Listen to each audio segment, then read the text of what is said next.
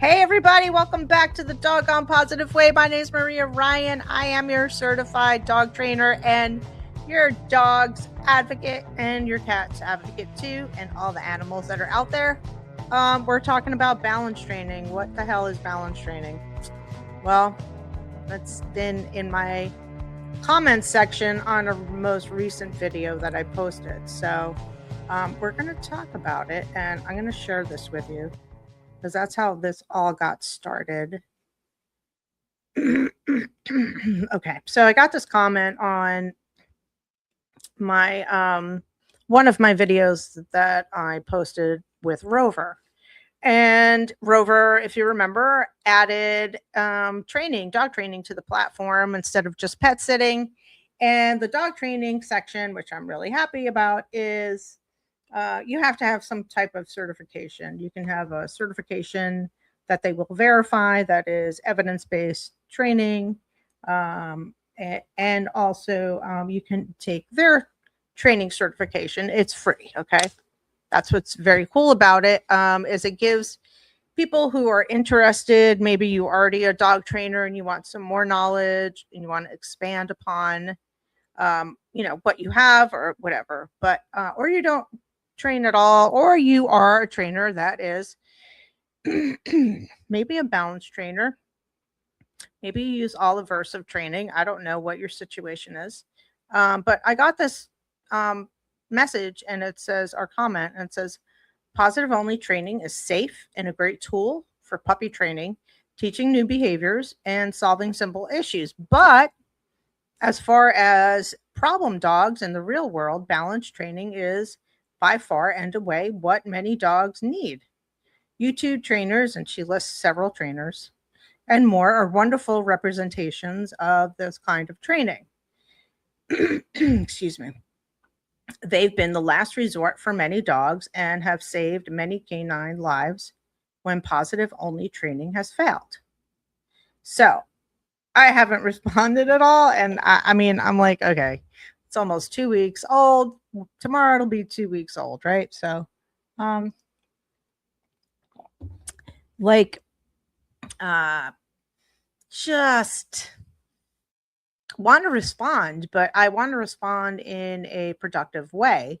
And the only way that I know how to respond is by talking about my experience and the things that I have learned, and where I came from as a dog trainer, and also sharing some, evidence-based articles, research studies about using aversives, using shock collars, choke chains, pinch collars, shock collars for barking, um, and using the alternatives and efficacy of all these things when we train.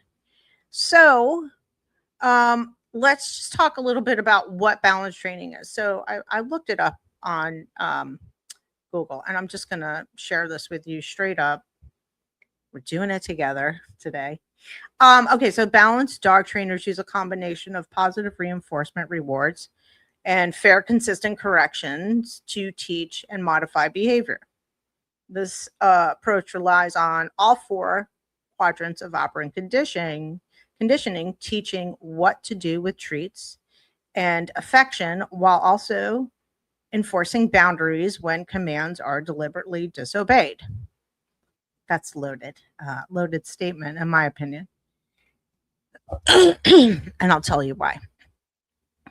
Let's just read the rest of this. Balance trainers believe dogs learn best through a mix of motivation and clear consequences, while reward only training strictly uses treats or play. A balanced approach recognizes that sometimes the environment, example, a squirrel, chasing a squirrel, is more rewarding than a piece of kibble.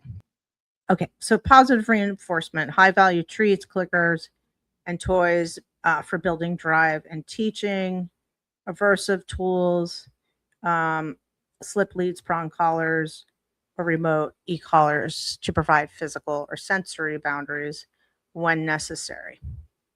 Okay, so we're just going to take this, going to break it down a little bit. So if your dog is not paying attention to you because they are chasing a squirrel, then for me, I'm not going to go in with harsh methods because uh, here's what's going to happen, and here's what starts to happen is you can break down your trust and relationship with your pet by using aversive. I don't know, say you march up to them and you grab them by the collar and you drag them in the house and whatever, right? Or you drag them onto the porch and you're yelling at them and they're like, oh, struggling, or they're still barking. Who the hell knows what they're doing? Okay. Sometimes punishment like that doesn't work at all because it doesn't phase the dog. And I'll go into something about that in a minute. But you're this sentence right here. While reward only training strictly uses treats or play, a balanced approach recognizes that sometimes the environment, such as squirrel chasing, is more rewarding than a piece of kibble. No doubt. I absolutely agree. And here's the problem with that: we're taking parts of behaviors and we're just pulling out this here, just this little piece of my dog is chasing a squirrel and he's not listening to me, and I'm going to use a shock collar, or I'm going to grab him by his scruff of his neck, or whatever you're going to do, whatever punishment you're going to do, because he doesn't care about a piece of kibble. Yeah, you're right. He doesn't care about a piece of kibble. Here's why. What? Maybe the piece of kibble outside while there's a squirrel out there is just really not high enough reinforcement for them to give a shit about you as a person or a dog trainer. And for some of us, that may, hurt your ego and you get pissed and you want that damn dog to listen to you. So you go over and you grab him by the collar and, or you shock him. Okay. And it doesn't work. And if it does work, it may work over a period of time. Okay. And when you deliver a punishment, your timing needs to be like impeccable, just perfect. Has to be perfect. Okay. Just keep remembering that. So, when I am working on a command in a what is way more reinforcing than me, such as the squirrel in the yard, or the bird, or the rat, or the rabbit, or the other dog, or the cat in the back of the yard, in the corner of our yard, or the dog, that other neighbor dog that's slamming itself into your fence and barking like crazy and firing up, and your dog's firing up. And it doesn't matter if it's a little dog or a big dog, it's a whole thing, right? So, say you go over and you grab your dog, you get pissed off at your dog, and you get in the damn house.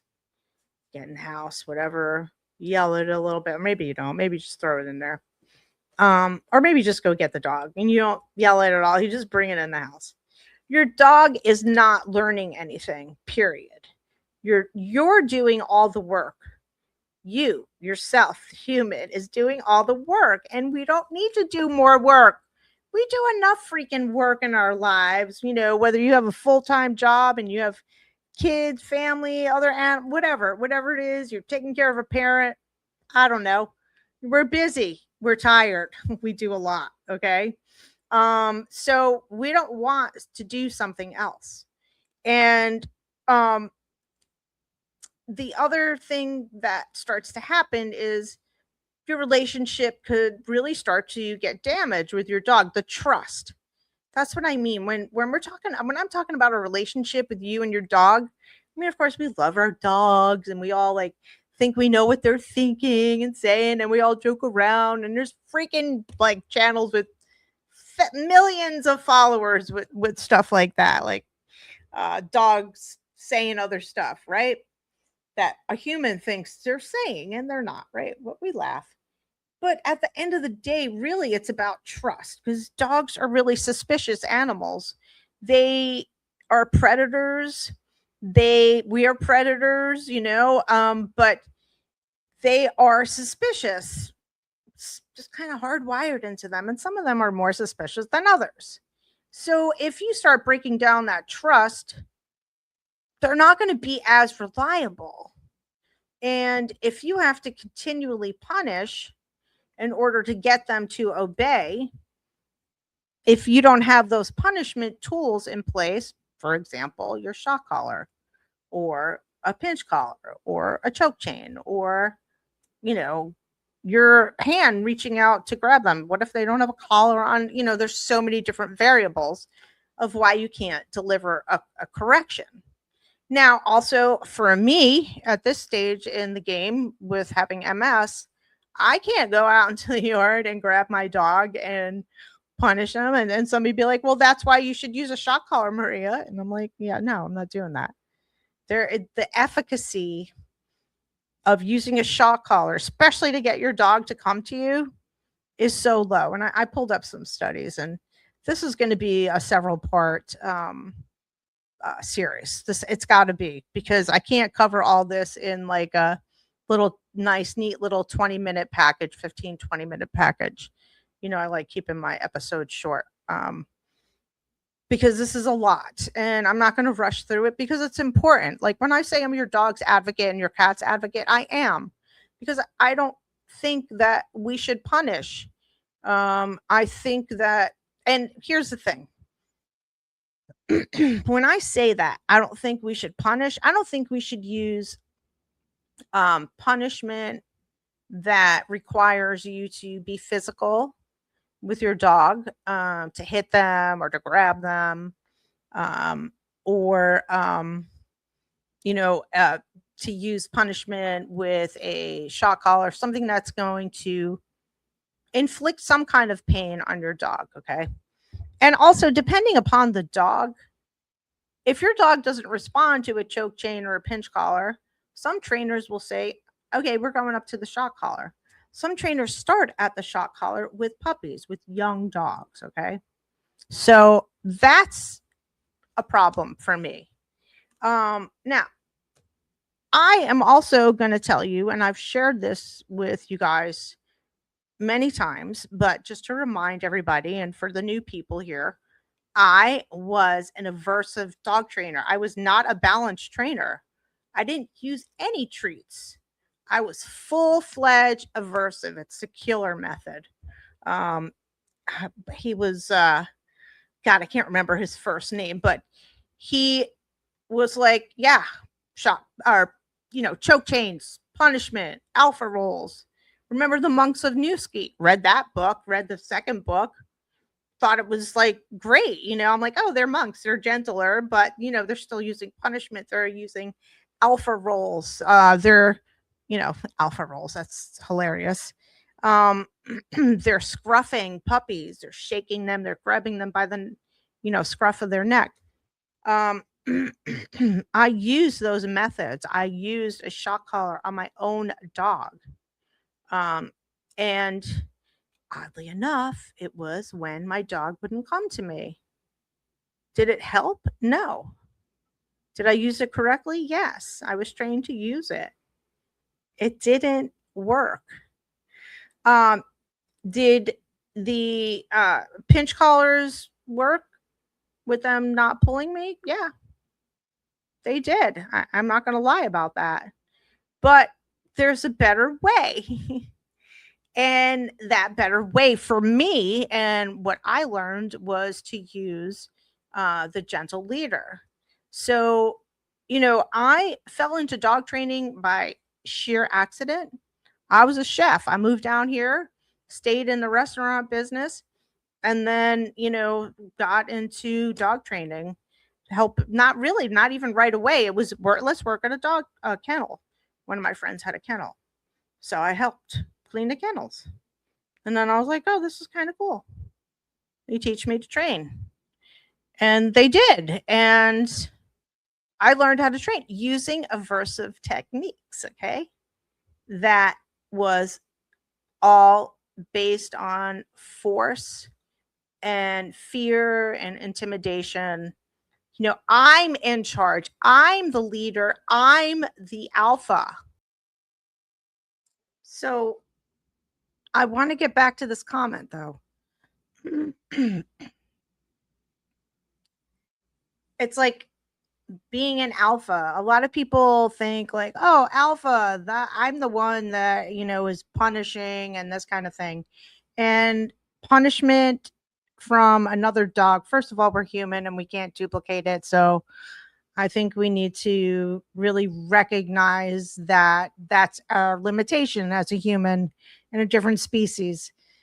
For example, I mean, just a low level example is I've had people tell me, yeah, my dog bit me or my puppy bit me, so I bit them back on the ear. And I'm like, why? Why? What are we doing, people? What are you saying to me right now? What is happening? Are you okay? I'm like, what are you doing? Why are you biting your dog? I mean, come on. Let's not go down that road, okay?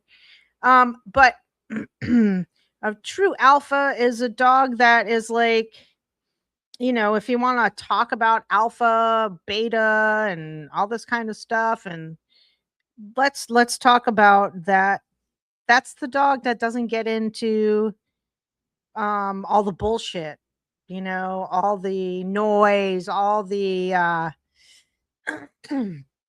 I compare a like a true alpha to somebody who's like uh kind of chill, takes it all in, looks around.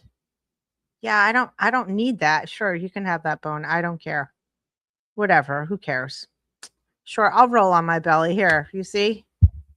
I'm talking about an adult dog, not puppy, not submissive urination. Puppy rolls on the back, they pee. That's not what I'm talking about.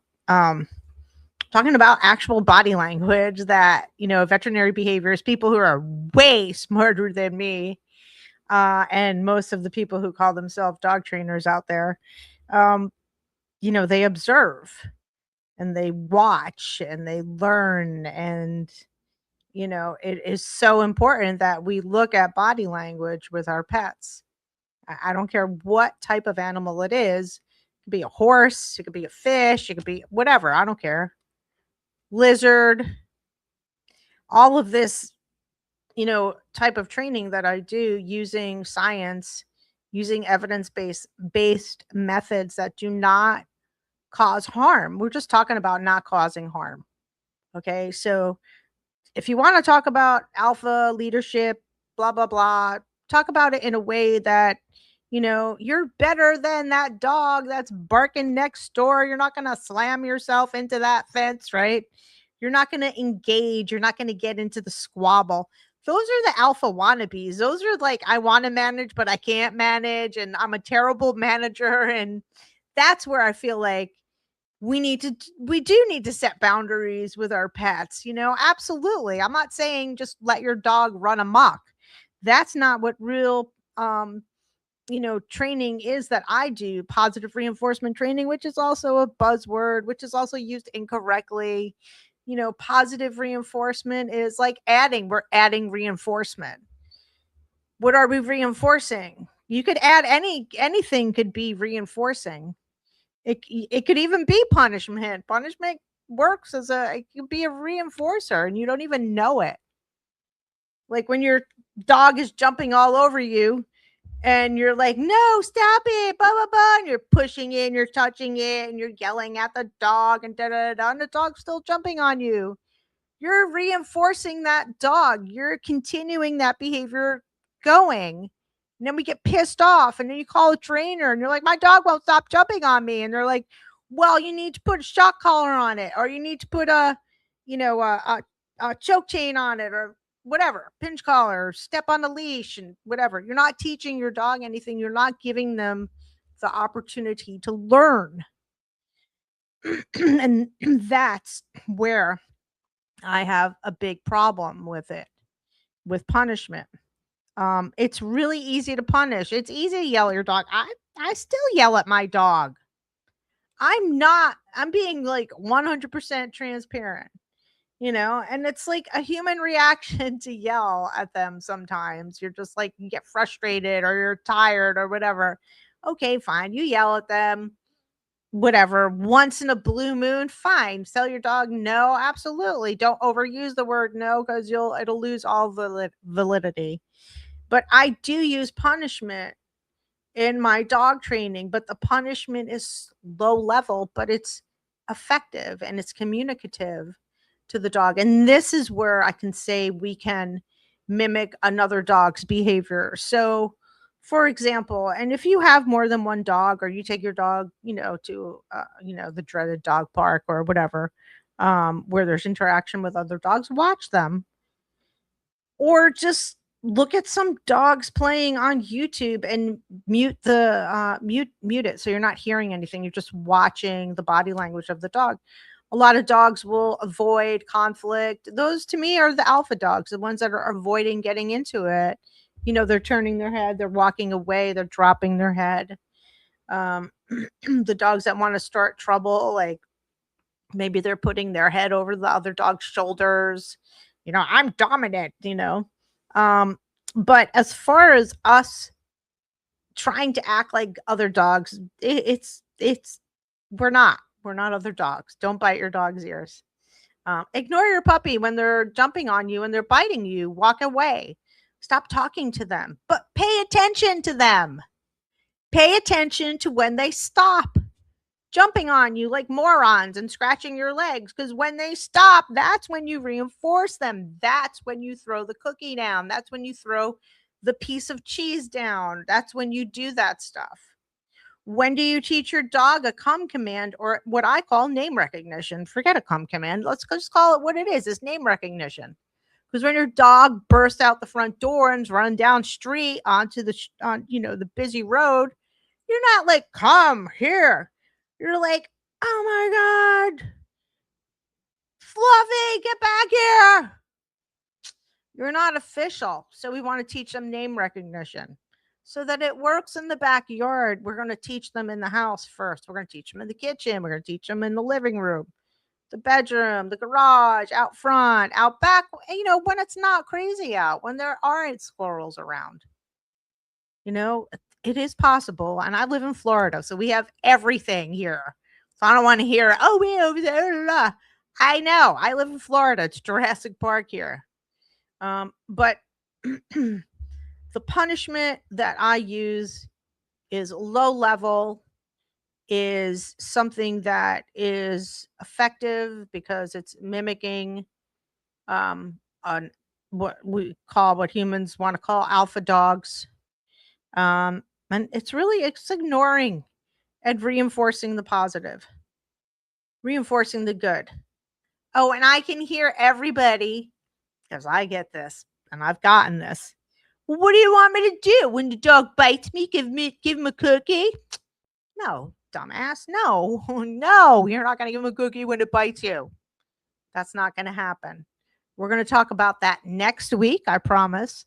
This is part 1 of what is balance training. And I can't wait to continue the conversation next week. I really, really want to get into this because it's just so important to not punish anymore. We don't need to punish. It's not necessary. And I want you guys to have really good relationships with your pet. I want you to be able to build up that trust and build up the trust. Because if your dog trusts you, they're going to do just about anything for you. Don't forget that. Have a doggone positive day, everybody. Stuff a Kong for your dog. Give him some exercise. Watch the heat. Don't forget the heat. And I'll talk to you guys later. I love you. Bye. See you next week. Part 2 of What is Balance Training. And do me a solid, man. Like, share, and subscribe. It helps, and really trying to get this information out to everybody. All right, everyone. Bye.